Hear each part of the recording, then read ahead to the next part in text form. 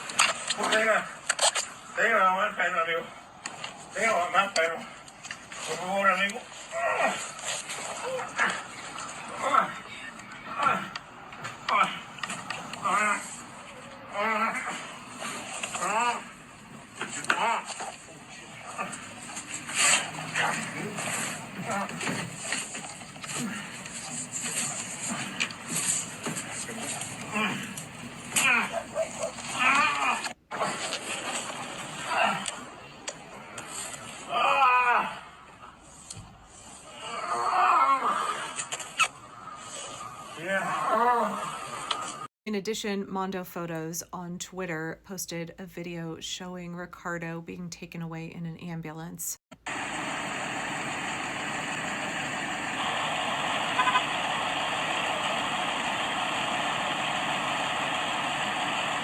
According to the Chicago Sun-Times piece from today, in which they interviewed Rodriguez's niece, she said, "My uncle got up and they punched him.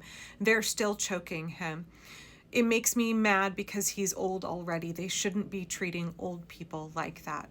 Rodriguez, who had immigrated to California from Mexico in the 1980s as a teenager and later moved to Melrose Park, began complaining of chest pains, which prompted agents to bring him to the emergency room at Gottlieb Memorial Hospital Sunday morning. His niece, Stephanie, said that her mother, Dora, who is Rodriguez's sister, arrived at the hospital but wasn't allowed to see him. They asked two masked men in plain clothes standing outside his hospital room if they could go in, and they were told no. "They haven't told us nothing. They don't let us see him," she said. "They didn't tell us nothing at all." The men said they didn't know what would happen to Rodriguez when he was released from the hospital, and his family fears he'll be deported or held in federal custody.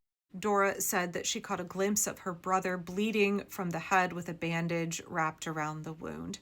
"I just want to see how he's doing," she said in Spanish, with her daughter translating. "I feel bad because he's my brother and I love him. We are very connected." Late last night, Rodriguez's family didn't have much information on his condition or prognosis. They thought he might be in the ICU, but they weren't sure. The hospital did confirm that ICE officers had brought a detainee to the hospital, and they said this morning ICE personnel came to Gottlieb Memorial Hospital to accompany a patient in their custody who required medical care. "We cannot share any information on patients." Organizers rallied outside the hospital this morning, where family members were once again turned away without getting any updates on their family member's condition. The group delivered a letter and petition to the hospital requesting federal agents be told to leave so that the family could be allowed to see him. A hospital security guard took the letter and said it would be delivered to the hospital.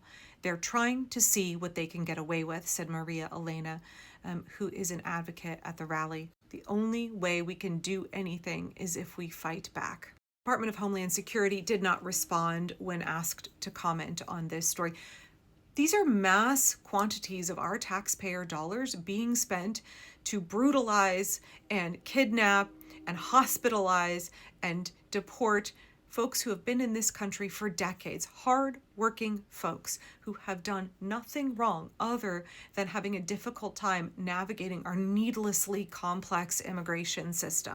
What are we doing, America? Tens of billions of dollars, our hard-earned taxpayer dollars, are being funneled into the pockets of Proud Boys and Oath Keepers so they can beat up folks' uncles, grandmas, they can zip tie children and haul people off so they can crash their cars into American citizens, violate their Miranda rights, haul them off in unmarked vehicles. We have so many videos of just the last week of ICE agents punching people in the head. Multiple instances of ICE shaky and panicky and all wound up pulling their firearms out on unarmed women. Multiple incidents of that. Multiple incidents of ICE ramming their cars into folks because they're incompetent and don't know how to make a U-turn, because they're panicky.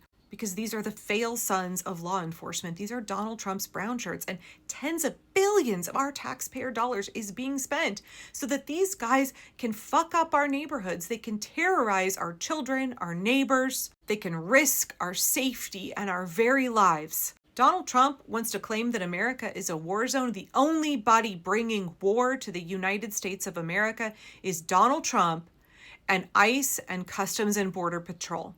We are Americans exercising our constitutional rights, trying to live our lives all over this country, and ICE and Border Patrol are terrorizing us.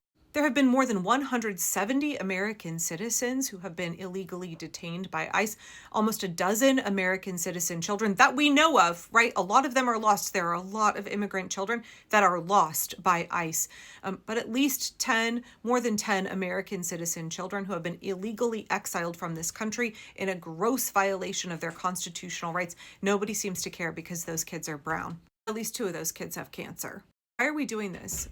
Geo Group, Core Civic, Avilo Airlines, they're getting tens of billions of our taxpayer dollars to run concentration camps, to run flights sending immigrants to be disappeared into war zones where they don't speak the language, have no citizenship, and don't know anybody. The cruelty, the brutality of this regime is the point. Inflicting terror is the point. Not only on immigrants, but on American citizens. What ICE is doing to immigrants, they want to be able to do to everybody. Donald Trump wants there to be no law except his reign of terror. He wants there to be no constitutional rights, nothing that he can't do to you and that his fail son Gestapo chuddies can't do to you. Where are our governors? Where are our mayors? Where are our local law enforcement? Where is the military defending us from what these guys are doing? How much more are we going to tolerate? It's really important, y'all, as we continue to bear witness that we don't just sit and be scared and horrified and moved to tears, but we have to be moved to action. I know I keep saying that, but that's the reality.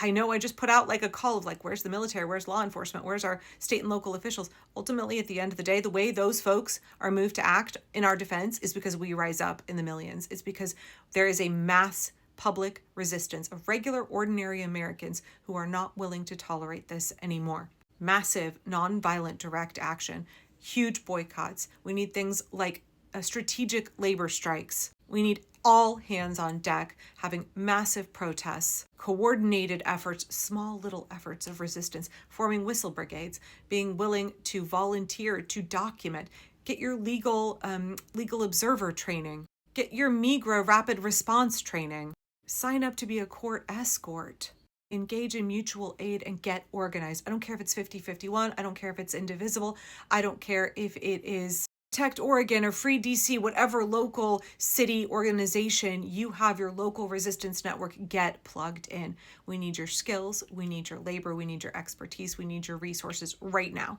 This will get much, much worse unless we stop it. But the good news is there's tons and tons of evidence that if we come together and we organize, that the fascists cannot win. We have the numbers on our side. It's just that we have to come together and exercise our collective power together. We have the power. We have to wield it together. Please, please, please, please. Yes, bear witness. Yes, share these stories. And then ask, how can I volunteer? Go search up what grassroots pro-democracy groups are in my area. What immigrants' rights groups are in my area, and how do I sign up right now?